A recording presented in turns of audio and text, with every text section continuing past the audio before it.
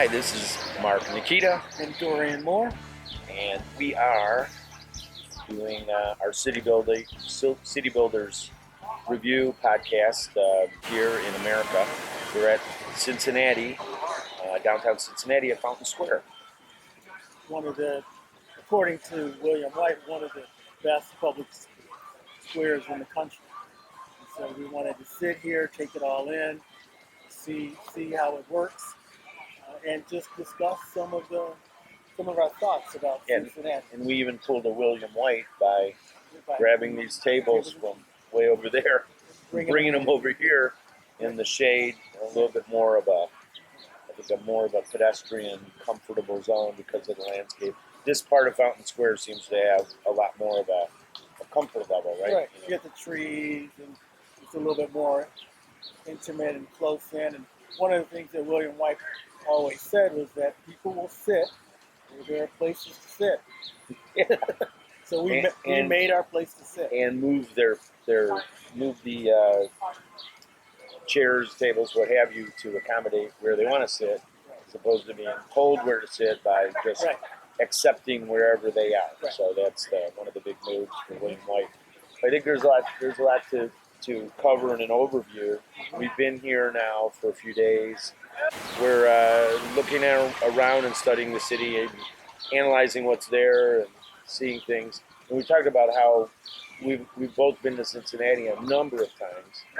And for me, I've been through the city many times, but not in a manner where I've been able to really dig down and spend time to study it and learn it and understand it. You've spent a little bit more time here than I have, but still neither of us have had a lot of time. Yeah, I had time to walk around the immediate downtown area, but having a couple more days here has really very helpful. Been able to help us get a handle on exactly what's happening in town here, especially in the Over-the-Rhine area and some areas that are a little bit outside of the downtown. Very interesting city. I think for me, my appreciation of it grew. My expectations weren't that high. I mean, not that they were low. You just didn't have any. Like me, I didn't have any. I would say I wasn't really thinking one way or another. Right. I just thought, we'll see it when we get there, and we'll really spend time and we'll see it. But I didn't expect it to be anything really, which is a good way, I think, to come into a city. And again, we're offering observations, not necessarily a detailed analysis. But I think it's good to... We'll do that later. Yeah, I think it's good to, when you get into a city, you hit the streets, you take things in. What we do, of course, as we've said in the past, photograph, measure, sketch, diagram, all of those things in order to really get a holistic understanding of how the physical city works. Now, the social and political and economic aspects of the city, that's for someone else to uncover, or for us to incorporate maybe longer term. But what we can do in short-term situations is really look at the physical aspects.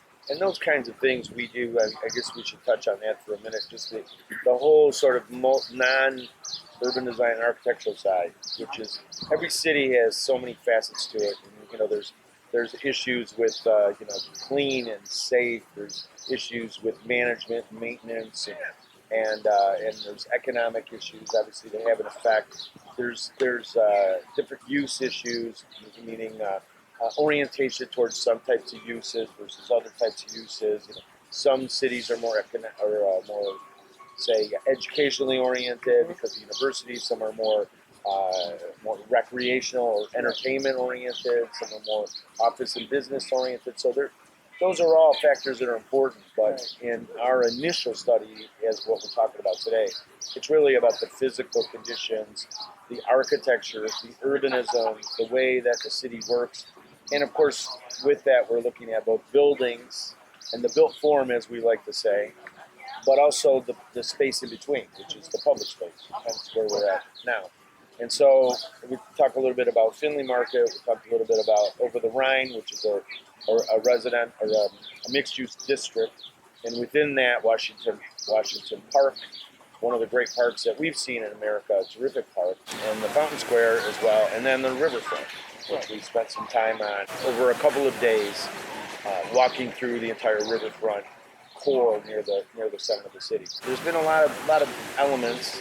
Court Street also, the little sort of enclosure of Court Street where we had lunch and an event that we were at.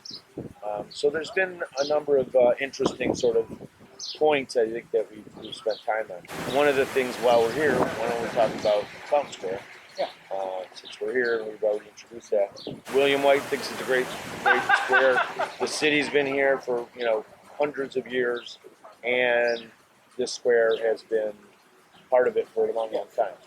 So and it looks obviously like it's been rebuilt. Right, it's been rebuilt and updated, rebuilt. Updated, and things have been relocated. But there's a couple of things that I'll stay on William White for just a little bit longer. Oh no, you don't do that. Well, I know that we both have a tendency to have high praise for William White, and it's always great to introduce him. But we refer to him so often because of his study that has impacted so much of our thinking. I mean, he basically does what we do. He goes. He did. Yes, he did what we now do some of. Yes. Not exactly like him. Yeah, not exactly. No one will be like him, but we have our own way of doing it. Our own way of learning. He had 6 principles that were really important for a successful urban space, and they were trees, shade, places to sit, food, and water were the main ones that White espoused. And this plaza has them all. Changes in level from the street to the plaza. And so from the street to the main space, it's like 2 feet maybe. Yeah. And then from that space, the main sort of level, so the level we're on, which is a podium, we're up about also probably 2 feet. Like 3 steps. Yeah. So it's not a lot, but it's enough for separation. Yeah. What it helps to do is it separates that public realm from this public realm, and it also creates separate areas within this plaza that people can congregate. Break it down so that there's intimate spaces and broader spaces and different uses. Sunny spaces, shaded spaces, the area for food, the area for water as an attractor for people. And so I think from that standpoint, it really hits those things home. And I think that's what makes it successful, because it's an example of the way it is right now, but more modern park as opposed to a classically organized park, on axis and somewhat leaning towards symmetrical. This one is a lot more modern design, but the principles, which are what we always espouse, are good for the urban environment, connectivity to surrounding retail and surrounding buildings. Yeah, I would say in general it's a positive space, and there's a lot of new elements that have been done. Clearly, part of the newer redo that they've done. But I would say the urban space that we're studying, whether it's a park or a square or whatever, is very affected by the perimeter, right? Right. So the good aspect of this square we talked about was that it's fully enclosed. It has some highlights, some nodal sort of visual points, like the grand, the Netherland Plaza Tower that we're staying in for a couple of days over here is the iconic, classic. I don't know if it's the tallest tower in the city, but close to the tallest tower, and it's a focal point as you're in the square, right across the street. And then there's other buildings that surround it.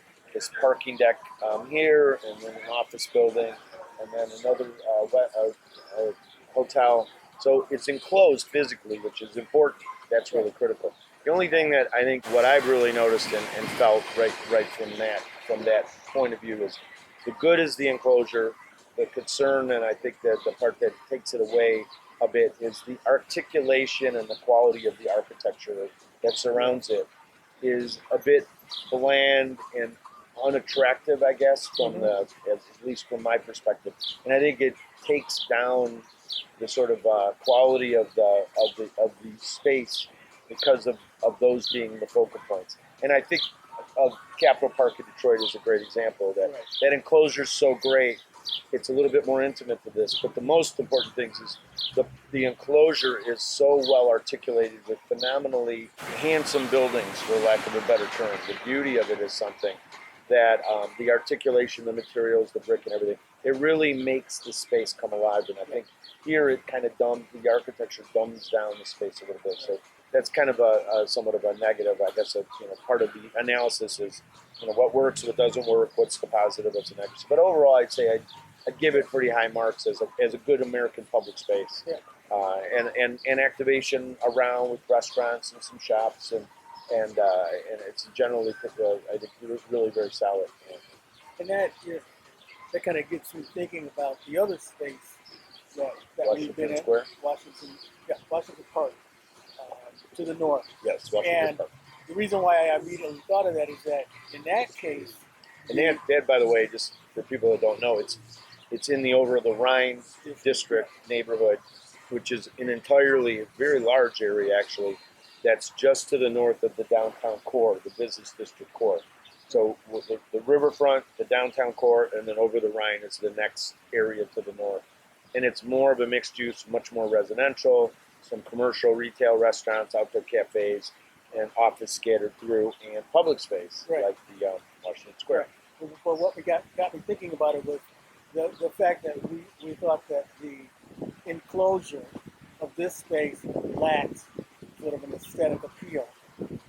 It has scale to it, but in Washington Park, the elements, the buildings that form the enclosure are a very good quality, mostly historic, and a finer grain of division horizontally. More like 4-story max, typically around for the most part. Yeah. And it's interesting that around that much larger park, because it's about probably 4 times the size of this. Yeah, two whole city blocks from street to street, but the buildings surrounding it are only 4 stories, whereas this is about half a city block, a little larger. It's a quarter of that, yeah. And with buildings that are up to 50 stories. Right, surrounding. And so that just got me thinking about it. The other thing about Washington Park is that it is an example of a park that has multiple elements within it, from the theater stage to the concession pavilion to the water feature. It's got areas where it's very quiet. It's got areas where it's more active. It's got areas where big green space, the greenery, and open green. Yeah, lots of different options. It's well articulated by way of spatial breakdown, which is one of the things that we really look for, because the breakdown has to be done in a manner where it orients toward the human scale. Right. And that's where public spaces lose ground, because they're not built for people. So they could be far too big or not articulated enough, and then you have these large areas that sort of you don't know what they're about, and they don't tend to really work unless there's just an intention to have a big grand space like a Plaza Mayor in Madrid or something like that, which is a bit different. But articulating it in a manner where it works in a number of ways, I think it's really important. So we're very impressed with that. And then the Symphony Hall, which is a grand historic building made out of brick and a lot of interesting articulation, is clearly the sort of focal point on the entire park. It's this sort of big piece that sits there, and its presence defines the western edge of the park and gives kind of a full orientation to the park, where all the other 3 sides are kind of background, and that's the highlight, that's the focal point, that's the node. And the green is oriented toward it, which I think it gives it presence and purpose. So it doesn't, so all the spaces don't just kind of happen. There's a kind of a rhythm and a way about how they all run together. And I think that's really an interesting point that you brought up. If you look at the layout of the park, it's got a large circular walkway in the northern half of it, and that walkway is framed or the backdrop of the symphony in the western direction. in the northern direction, it also orients to the street above because of it being a circle. It's able to orient in multiple directions, which I think is sort of key for what happens up there in that open green space. The trees, I believe, are parted in that area, so you get It's an organized feature that you get a clear gives it view of the purpose. symphony, the hall, the music hall. Yeah. So I think there's a lot of moves, and that's kind of the formal part. And then when you get south, the southern half, the second block of it is more organic. And that's where you have the concession pavilion it's and sort the of water dropped feature, around somewhat, these yeah. things that are moving around. And So bigger trees, bigger and trees, more of a kind of a semi-forest kind of Right. feel. It's actually got a lot of good elements to it. So just I guess we try to wrap up relatively simple overview.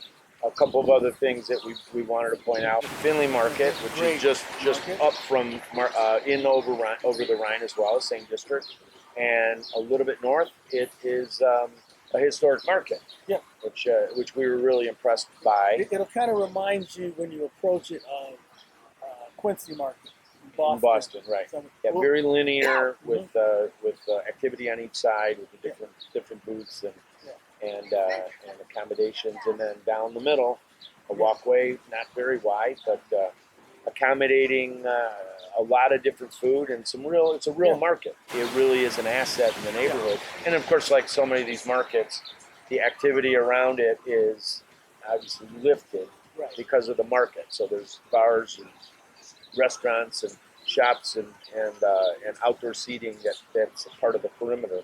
So it all makes the whole thing come together.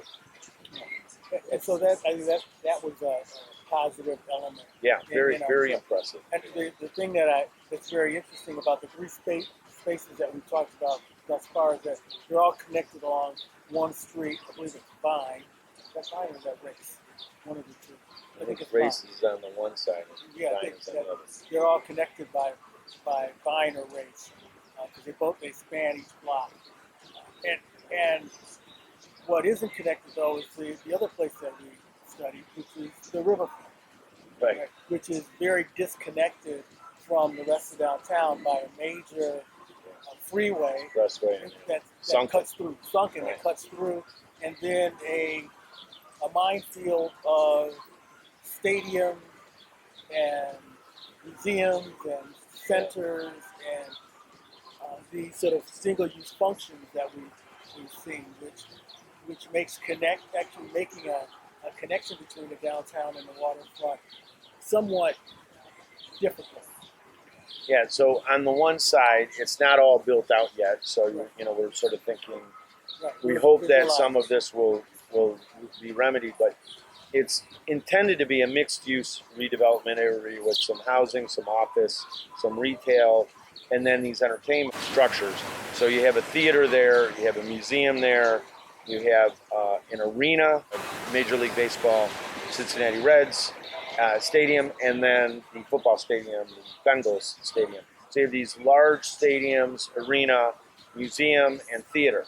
And one of the things we often see is this waterfront-oriented development that isn't active all the time. And this is part of the problem, is that the recognition that stadiums, and I think historically stadiums found their way on waterfronts because they were old industrial areas that then stopped being industrial and they were available land. So it was kind of a good place in the 60s and the 70s to plot, when industrial areas left and went elsewhere, to plop a giant stadium and arena. So a lot of cities had these areas as redevelopments that things like that would find there. But in the more current nature, most of those waterways have become mixed use and active recreational spaces and such. And these stadiums, when they're there, actually are detrimental because ultimately they're not really used that often. We were just talking this afternoon about how many hours in a year. It was like, okay, if you have football, you have 20 days, you have 10 games, and then there's so many concerts, and then there's a truck pull or whatever it is, and then your football stadium is used maybe 20 times a year or 25 times a year, for 4 or 6 hours a day, time. Yeah. It's basically a week of use. Yeah. And a solid by way of numbers, So you think, wow, it's amazing. We have this stadium, this giant structure, taking up a giant area on the riverfront, and it's only used for 1 week a year in time, right? It's incredible, to think about that. And Yeah. the other thing about stadiums, and we, we're a little biased because of our relationship to the arena and stadia in Detroit that are integrated into the fabric of the We city. happen to believe are the best Right. in the nation. Yeah. For arena and stadium. Right. So they're more integrated, and where I'm going is that when you think about these big projects that you're inserting into the city, you really have to consider the urban aspects of it in order to make sure that what's going to happen is going to contribute to the urban environment. That's key. And I think what happens, and it happens here, and I think as they fill this in, I think it's going to be a great destination district. And it still needs increasingly. Right. It still needs to link back to the city, but inherent in this is that a lot of times these large facilities become one-sided. There's the side that faces the mixed-use district, and then there's the backside. And I think you really have to think about these things holistically from all sides in order for them to really become part of the city. In general, a number of the interventions that have happened, we felt that were overly hardscaped, overly wide, overly big in terms of paving and the lack of land vegetation and things like that. So there are whole areas of the waterfront that weren't really pedestrian comfortable. I mean, they're pedestrian oriented by way of pathways and such, but not necessarily comfortable for pedestrians. Especially today is a relatively hot day, and walking there was not very pleasant. Not a lot of coverage, not a lot of shade, and so I think that there's areas where that was the case, and areas that it wasn't the case, and it didn't have a consistency. And then, as we recognized, and we talked to another colleague that we ran into, that the orientation of the whole thing feels like it was driven by traffic engineers and not by pedestrian thinking. Meaning the streets in some cases were wider than they needed to be, the curves a little bit broader than they needed to be, the crosswalks not in places where they need to be, and overall sort of designed too much for the car and not enough in many cases, not everywhere, but not enough for the people. And so that was evident as soon as we were there. Yeah. As soon as we showed up, we started seeing, and then we talked to our colleague, and ironically, he said exactly what we were thinking. Yeah. Another urban designer from Chicago, and another one indeed. And so that confirmed our thinking right from the beginning. The beauty of the waterfront is what? The bridge. Right. The Roebling Bridge, the 1866 built bridge that goes across the Ohio River to Kentucky, to Covington, and designed by the same gentleman that designed the Brooklyn Bridge. In Manhattan. And this was a prototype. Right. It's seen as kind of the test case. And when you really look Amazing at it, history. Yeah, you can start to see, the influences of where things were tweaked and taken over to the New York project. I think it's that is definitely a highlight. Yeah. Along with, and I have to say the riverfront edge itself, I think is good. I think I think what happens is what I said, that from the river to a point, and then from that point over, there's this, not so good. Exactly. And then the stadiums, because of their lack of use, Right. and I think the stadium and both stadiums and arena don't address the street level very well. Right. Meaning there's a lot of blank walls, a lot of sort of gaps where walking near it really is very unpleasant, frankly. And so that's why you see most people down at the riverfront level. And I think it's from the standpoint of recreational riverfront, I think it works very well. Well, it definitely has many highlights, so I think that's good. But overall, I think our impression of Cincinnati has been great architecture, great urban fabric. We didn't say that. Yeah. Great fabric. great All urban over. fabric in a lot of areas, especially over the Rhine and some of the peripheral areas. Interesting landscape, the topography with the river, and then the sort of hills that wrap the center city and make it kind of a bowl. Very fascinating and I think a great asset. And a lot of adaptive reuse, a lot of renovation, and some new housing and new development. So I think it's on a path for a lot of great success going forward, and we were very impressed. And so I guess with that, we'll wrap up this segment of the City Builders podcast. And as we always say, Walk the streets.